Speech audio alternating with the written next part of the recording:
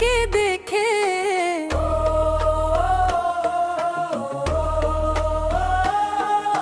चुनर तोहार लहरे जैसे अमवा पर रस टपके।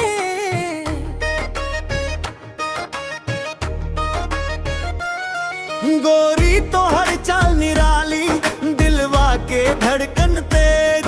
गिली बेली मापा उड़ेला, तू ता बन गइल बबुआ के ने। हंसी तोहार गजबे लागे जैसे गजरा ठोरात। मूछे वाला छोड़ा सबके हो जाला मन में बात। ए हो सुनना रे सजना, ई हमें दिल के हाल। नजर तोरे पे अटकल बा, अब न रहल संभाल। थोड़ा पास तो आजा, हमरो मनवा बोले। आज ई गाँव के चौक पे तोहार नाम गूंज। गाँव की रानी, गाँव की रानी, तोहरे आगे सब पानी। गाँव की रानी, गाँव की बारी, तलवा दे है बोचक मारी। गाँव की रानी, गाँव की रानी, तू ही हमें पहचानी। गाँव की रानी, गाँव की रानी, रहत है दीवानी। सांझे जब खेत से आव, कंधा पे फसल के भार। तोहरे देखे मन मुश्किले, भैया छोड़ दे संसार।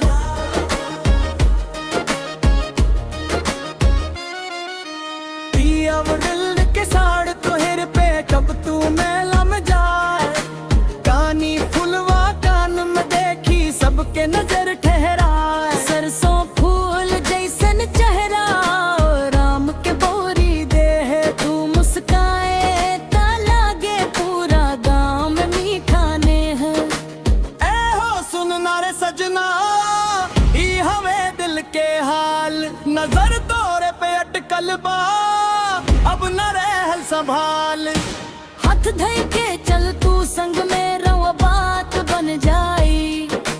आज नाचे पूरा टोला, धूम माची बज जा।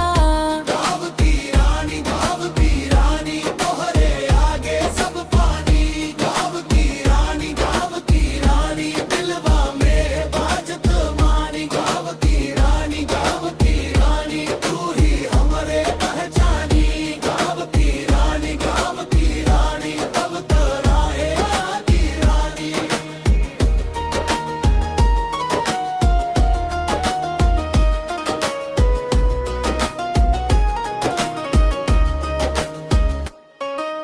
हम कहली देख बिटिया, बनवा के रख बियान।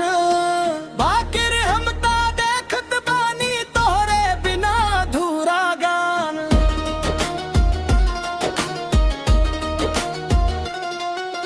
देहात के रीत निभा के, तू ता गरिमा बन गनील। जवनो देखे ऊ कहती, त घर के चांद बन गलील।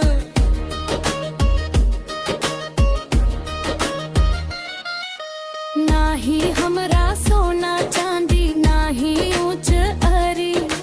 तोहरे हंस के दाम में लाखों खुशियां भरी। जब छूटे रास्ता थक जाई, तोहर नामे बल्ला। जैसे पीपर तले बतिया, रह जाला कल। जोड़ा में ना तोहरे साथे, सपना होखे साच। गाँव गाँव में नाम गूंजे, तू हऊ हमरा शान। गाँव की रानी, गाँव